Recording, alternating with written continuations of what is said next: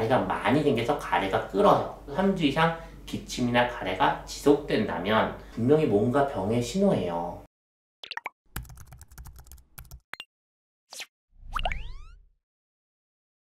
오늘의 주제는 목감기와 가래입니다. 기침을 합니다. 경우에 따라서 가래가 끼죠. 근데 가래가 꼈을 때 보통 하고 배출을 해내잖아요. 근데 안 됐을 경우가 있어요. 이 가래를 빼려고 손가락을 넣어서 긁는 게 괜찮을까요? 상상이 안 돼. 그런 사람이 있단 말이에요. 감기가 왔는데 물어보죠. 기침을 하나요? 기침을 합니다. 가래가 있나요? 가래가 있대요. 가래가 무슨 색이에요? 이렇게 물어보면은 가래가 붙어 있어서 뱉어내지 못하겠어요. 무슨 색인지 모르겠어요. 이렇게 말씀하시는 분들이 많아요. 그게 목에 걸려있고 붙어있는 느낌인데 뱉어내지 못한다, 이 얘기를 하는 것 같아요. 그때 당연히 하고 뱉어내려 하는 분들이 있고 손으로 우렉하는 분들은 없는 것 같아요. 당연히 일부러 손을 넣어서나 자극을 해서 뱉어내는 건 안 좋습니다. 피가 날 수 있어요. 그럼 가래는 뱉어내는 게 좋냐? 당연히 뱉어내는 게 좋아요.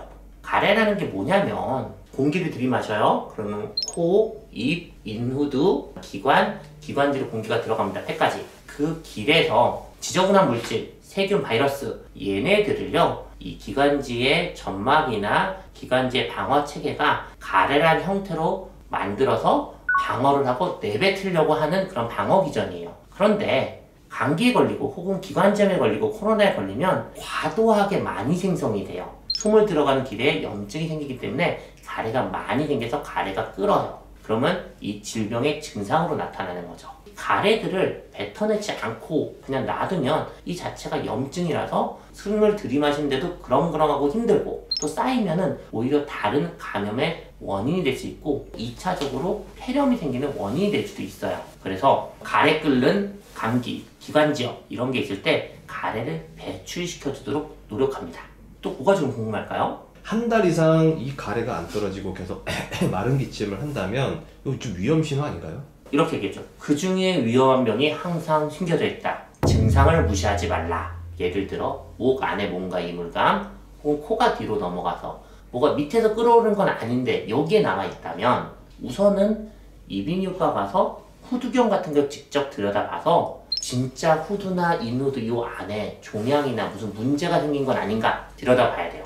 그게 아니라면 이 부분은 코가 뒤로 넘어가는 호비루 혹은 산이역류에 생기는 역류성 식도염 혹은 연세에 있는 분들은 사례가 잘 걸려서 가래가 많이 껴서 이런 것들을 해결해 주기 위한 약을 쓰거나 생활습관 관리를 해드릴 수 있고요. 또 장기간 4주간 밑에서부터 가래가 자꾸 나와. 그거는 분명히 뭔가 병의 신호예요. 반드시 병원에 가셔서 엑스레이 촬영, 필요하면 CT, 제대로 된 진료를 보셔야 돼요. 기침 가래가 한 달 이상 가는데 이런 분들에게는 본인이 몰랐던 천식이 숨어 있을 수도 있고 기관지염, 기관지합장증, 폐렴 혹은 무섭게는 기관지암, 결핵까지 다양한 병이 그 증상 안에 숨어 있으니 적어도 3주 이상 기침이나 가래가 지속된다면 제대로 검사를 해보고 검사에서 큰 병이 나타나지 않으면 그 증상을 해결하는 데 초점을 맞춰보자.